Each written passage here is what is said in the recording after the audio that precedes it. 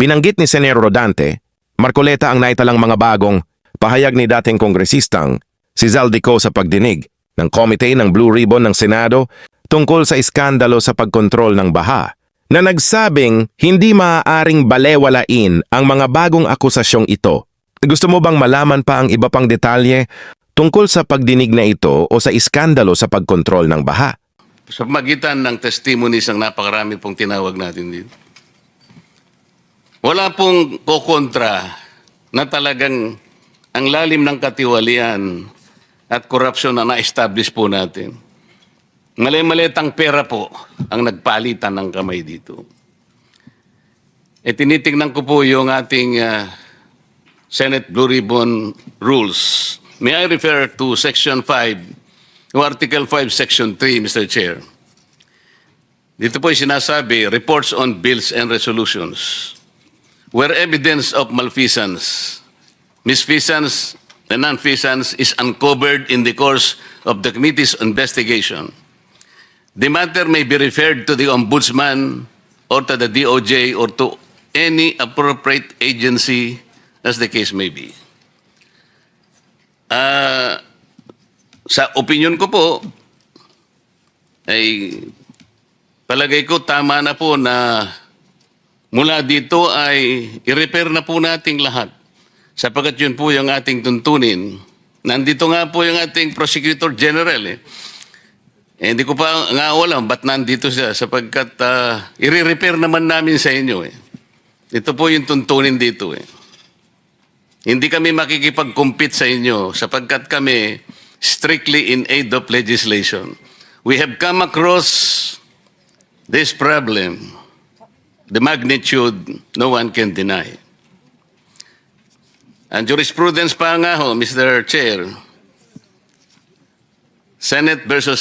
Neri versus Senate, ito po yung sinasabi. Should respondent committees uncover information related to a possible crime in the course of their investigation, they have the constitutional duty to refer the matters to the agency or branch of government. Lahat po ng ito ay hinugna para i-repair either sa DOJ, sa Ombudsman, sa ating National Prosecution Service. Sinasabi pa po, while it may be a worthy endeavor to investigate the potential culpability of high government officials, including the President, in a given government transaction, it is simply not a task for the Senate to perform. The role of the legislature is to make laws, not to determine anyone's guilt of a crime or wrongdoing. Our Constitution has not bestowed upon the legislature the latter's role. Just as the judiciary cannot legislate, neither can the legislature adjudicate or prosecute. So the legislature remains to be an instrument for legislating laws. We cannot adjudicate, we cannot prosecute.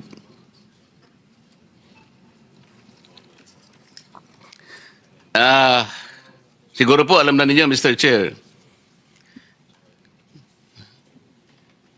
Hindi ko po alam anong oras, but I think earlier hours, nagpadala yata former Congressman Zaldico a video recording. At dyan po ay napakarami niyang sinasabi na aligasyon, ngunit hindi po pwedeng hindi bigyan po ng atensyon. Nagpapatunay lamang po na lumawak na po talaga at lumalim ang pinag-uusapan nating problema.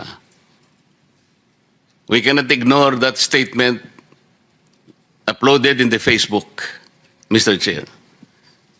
So, kung ang tinatanong ni Senator Sherwin kanina na pinipilit na sinasagot ni Prosecutor o Prosecutor General Padulyon, sino po ba yung pinoprosecute natin ngayon? Mga accessories or mga... Meron po bang mga pangalan na? Yeah, may I respond, Mr. Chair? As I mentioned earlier, the ones who are being investigated right now are personalities from the DPWH, officials of District 1 of Bulacan. They are the ones subject of the initial investigations undertaken by the Department of Justice. There are also other investigations which are being evaluated now prior to its filing with the department and eventually with the Office of the Ombudsman, sir.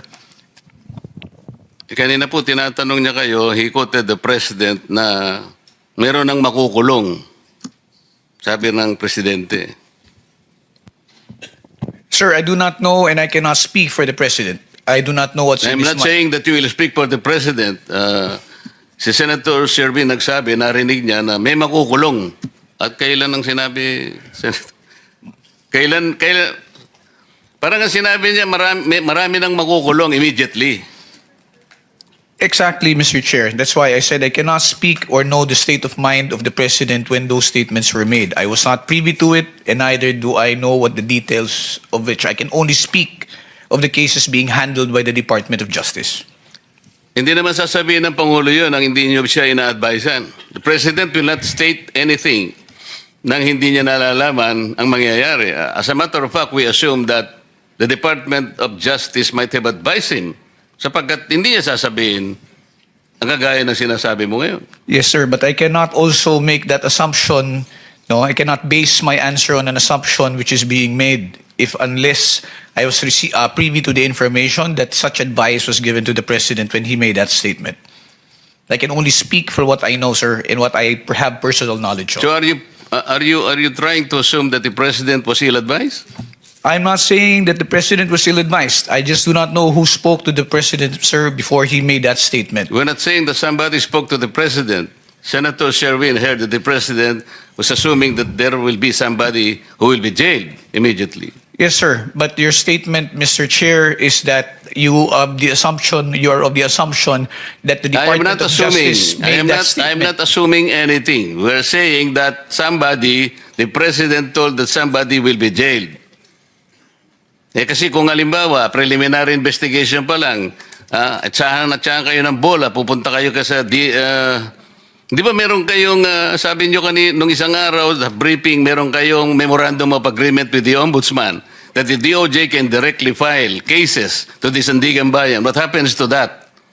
Sir, if we go over the memorandum of agreement simply says that we have the authority to investigate, and whatever the results are of our investigation, if it involves personalities with salary grade 27 and above, or cases cognizable by the Sandigan Bayan and offenses committed in relation to the performance of one's function, the same will still have to go through the Office of the Ombudsman for approval before it gets filed before the Sandigan Bayan. That was not the kind of explanation given to me in the earlier Marcoleta, hearing. kindly wrap up. I'll give you 1 more minute. Okay. Thank you, Mr. Chair. So, wala kang nakikitang immediately na makukulong, di ba? Up until the results of the investigation are finished, I wouldn't be able to make any statement to that effect, sir. Meaning to say, yes. Yes, sir. Thank you. Thank you, Mr. Chair.